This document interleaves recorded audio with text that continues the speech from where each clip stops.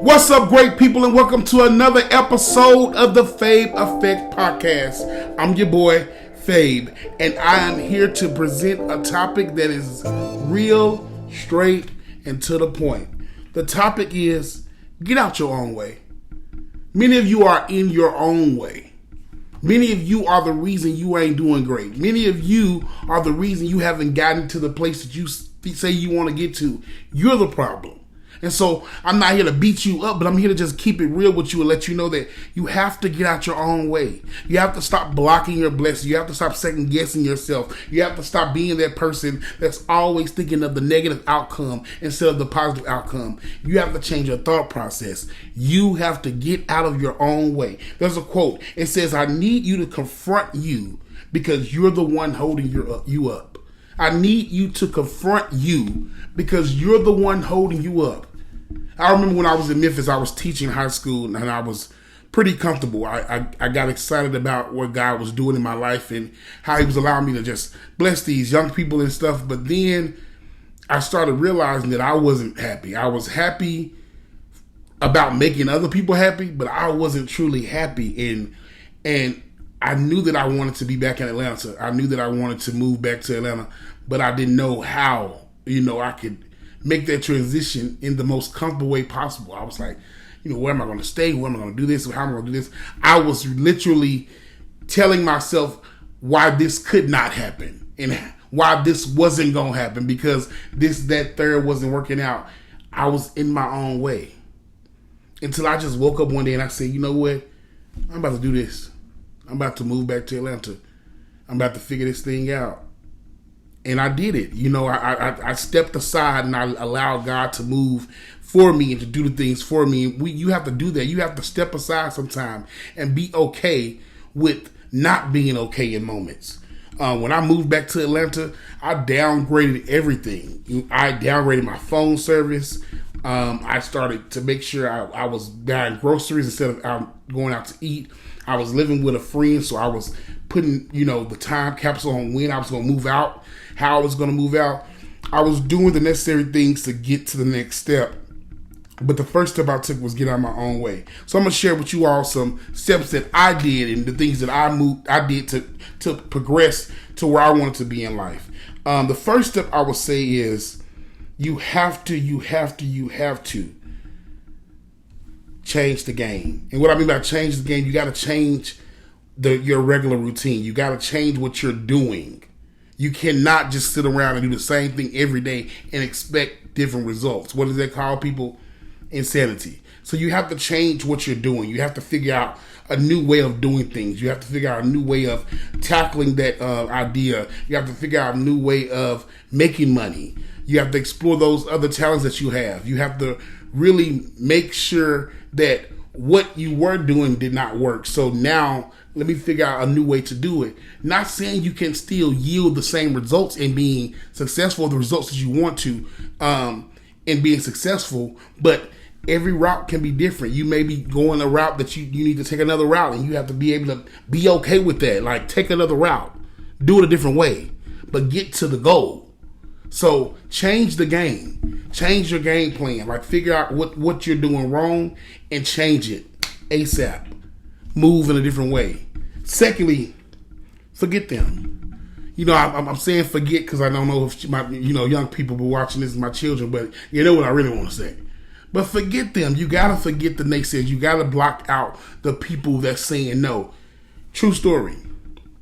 When I was deciding to move back to Atlanta, I already knew some of the people in my life and how they would feel about it and the advice they would give and the thoughts they would have. And I knew the negative energy they would bring.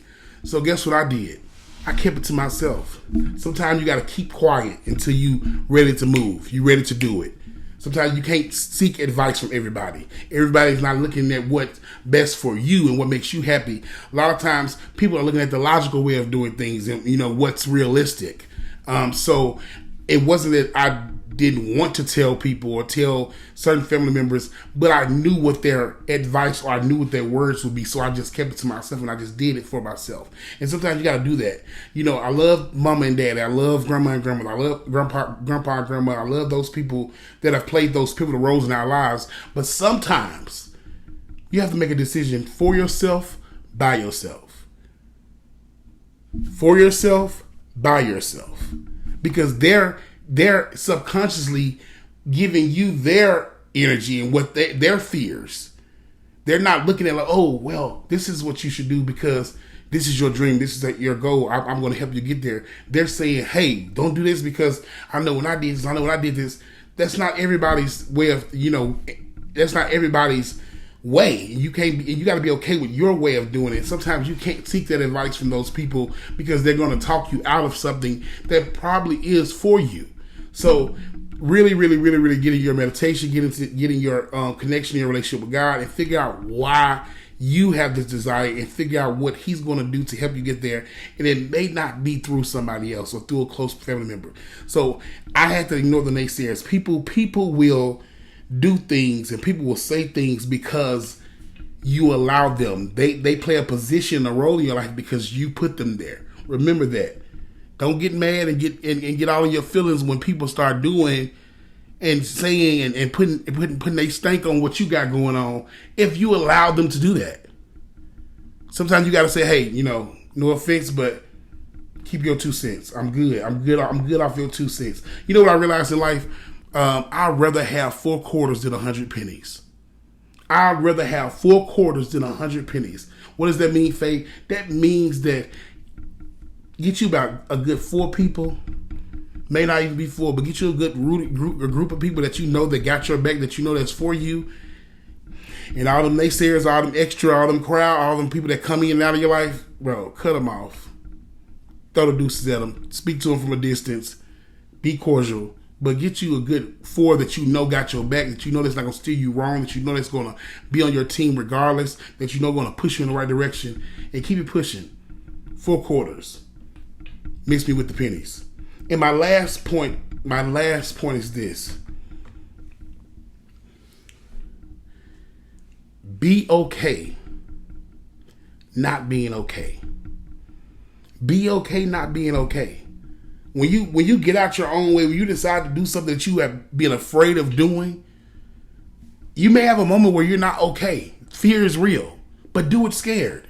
Do that thing scared. Do whatever you have to do it scared, heart beating and all. Go for it, because that could be the moment that it turns around for your good. That could be the moment that you get to what you wanted out of the situation. You get to the next level, and that next level is pivotal because in order to operate on other levels, your mindset has to change. Your whole dynamic of why you do something has to change. You can't expect to get somewhere if you're not going to change. Growth is change.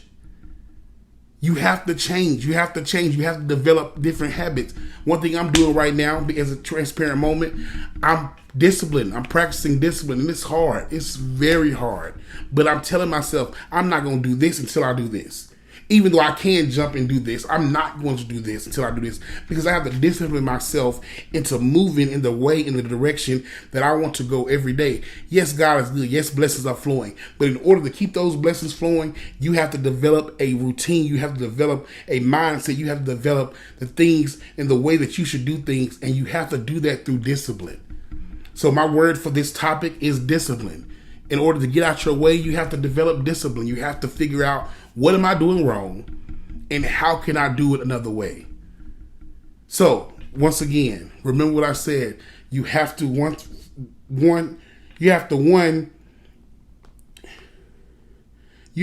change the game, forget them, and then last but not least, you have to do it afraid. You have to go after that thing afraid.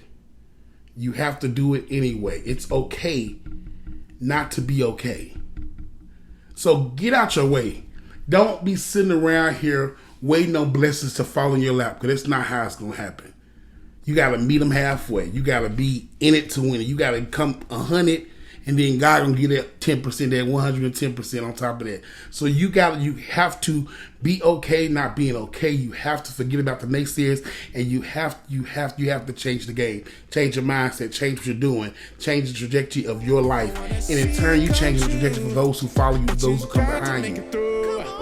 God bless you. God keep you. I love you. I'm so glad that you all tuned in on today. Tune in next week for another great topic, another great moment. And next week I'm going to have a guest on, so I'm excited about that.